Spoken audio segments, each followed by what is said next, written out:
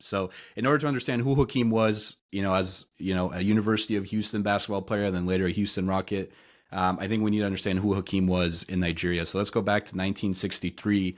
And if you could kind of set the stage for what basketball was like in Nigeria and just the country as a whole, what kind of situation Hakeem grew up in. Yeah, so he grew up in Lagos. It was a really cosmopolitan big city. English is the national language. Lagos, like it is today, very known for its culture, music, fashion, food, like a very vibrant place. There was this music festival that I talked about there. He lived near the recording artist slash activist Fela. Like it was a very cool time to be in Lagos. But basketball was not really that huge. So a lot of the countries that were under British colonization originally, like Nigeria, they didn't start playing basketball until 1960s. A lot of the other places had a better start. So Egypt was in already in Olympic basketball in the 1930s. So there, Nigeria was pretty far behind. But the players that did play also were in the actual army of Nigeria. So Hakeem is not just playing against like random. He's playing against like grown men that are very physical and very strong, very talented. And so that's who he was going up against. There is a really, really amazing player that he gets to know named Yomi Sengodeyi, who is like, and he became a FIBA Hall of Famer, Nigerian legend. He played overseas for more than a decade. And that was who Hakeem really, modeled his game after.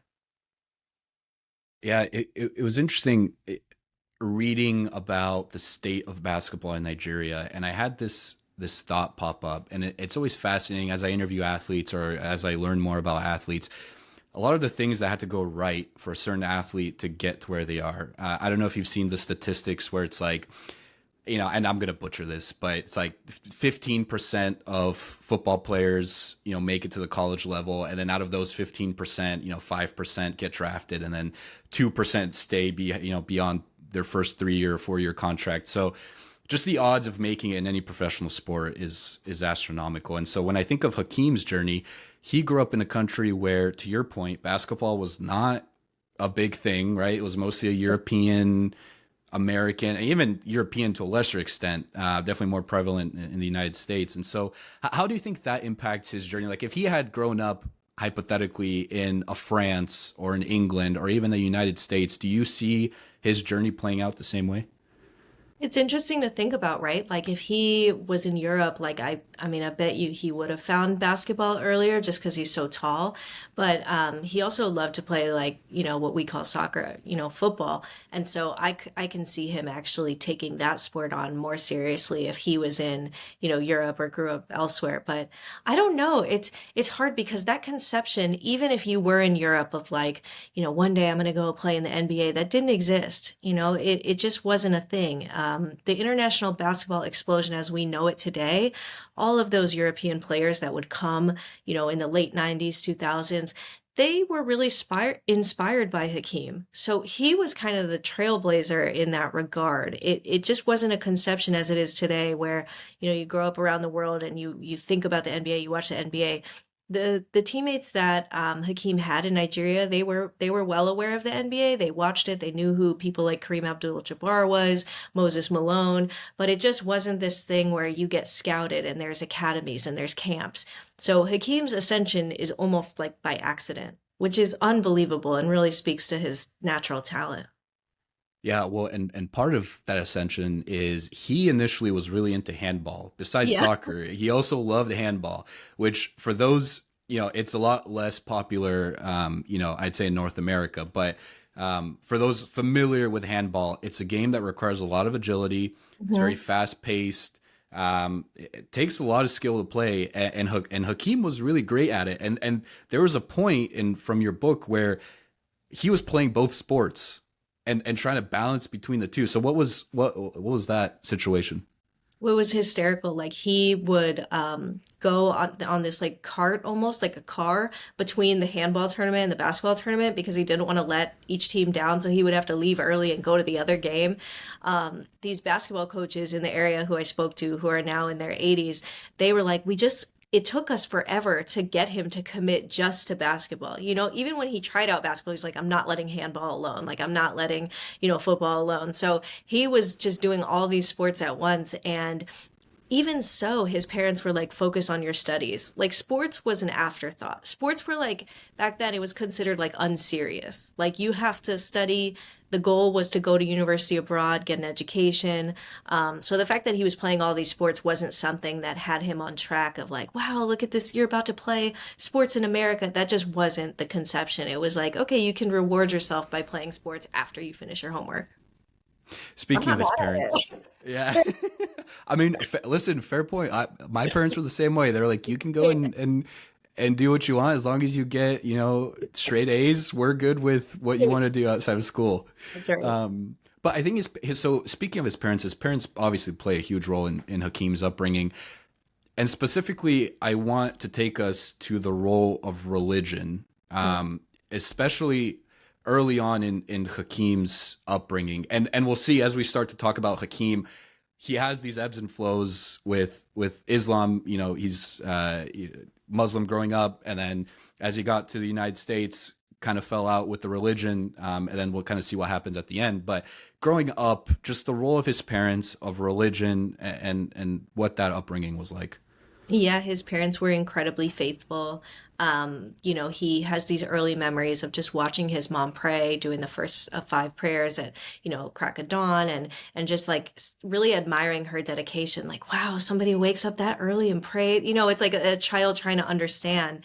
And his parents, they taught him the fundamental values of Islam, whether it's like giving to others, charity, or selflessness.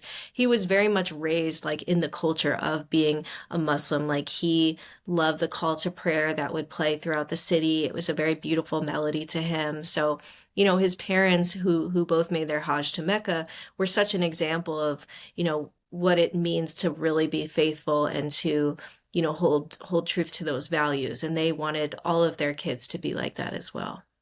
And that's where some of the, we talk about education and some of the values that they instilled in him. A lot of the values that Hakeem had later on throughout his NBA career were tied back to religion and then his parents. Right. Yeah, and it's so interesting because he abandons that faith, as you alluded to, for over a decade. And when he finally does want to return to it, when he's in a really dark place, both in his career and personally, and everything that was going on in his life, he thought back to his parents. He thought back to the example that they set for him, just what it meant to them. And I think that's so important. Like, I think his parents taught him so much about discipline, about respect, giving to other people, and he never forgot that. Yeah. One fact that I think can't go unsaid is the fact that he picked up basketball at the age of 16. Oh my gosh. Yes. I Nuts. mean, crazy. And I've heard there are other examples, like I think Joel Embiid similarly picked up basketball. I think it was 15, 16. Right. So there are other examples, certainly not the norm, Right. but Hakeem was able to do it. And then, if I'm not mistaken, he made the national team 4 months later.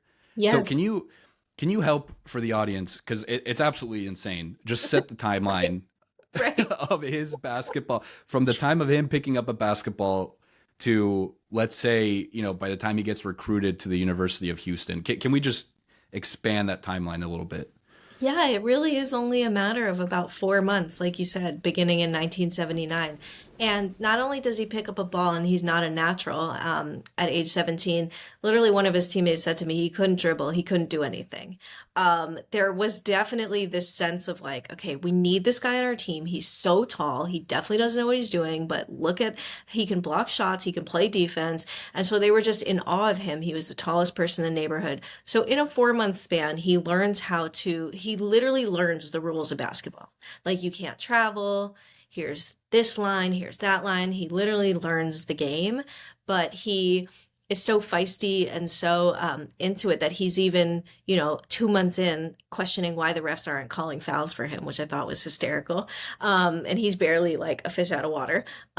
He makes the national team more so out of the coaches want him to get that experience. He didn't end up playing a whole lot. It was at a tournament in Morocco in 1980, but he needed to go to see what it was like to compete at that level. And he did get to go in. And even though he wasn't, in love with how he played, it was a really, really big moment for him. And the coach of that team, he's known as Coach OBJ. He's like the godfather of Nigerian basketball, Oliver B. Johnson. Coach OBJ would eventually coach Masai Ujiri. And so of the Raptors. So there is this timeline between this coach who helped Masai and Olajuwon. And you can see he's just such an incredible coach.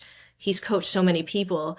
There's no way that Olajuwon improves that much without that coaching. And it wasn't just him. He had multiple coaches that were on his tail, making sure he stopped playing handball and focused on basketball, teaching him the drop step every day. So, he gets better because he has this group of people that wants to help him. And one of his former teammates said, we all looked at it like, if one of us makes it, we all make it. Can you give us just a brief overview of how it happened, how Hakeem actually got to America and the University of Houston, and then why it's so controversial?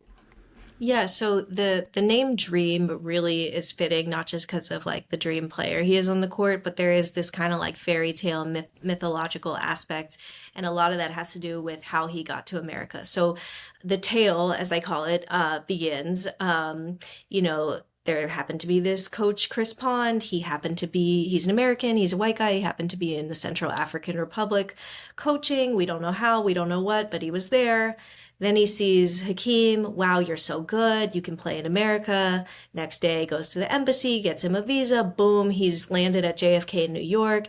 Hakeem is cold. I can't play in New York. It's too cold. Oh my God, I got to shiver. I got to go to the University of Houston, which is where I was supposed to visit next. And then by the grace of weather, he then joins the Cougars, and then they become a powerhouse. And then he stays in Houston for the rest of his NBA career. And it's a lovely, lovely, lovely story, but there's so much more truth that I found in my reporting. First of all, Chris Pond, while he did coach in the Central African Republic and Liberia and a couple of other places, he did not work for the State Department, as a lot of the early articles said that were written at the time of Olajuwon's rise.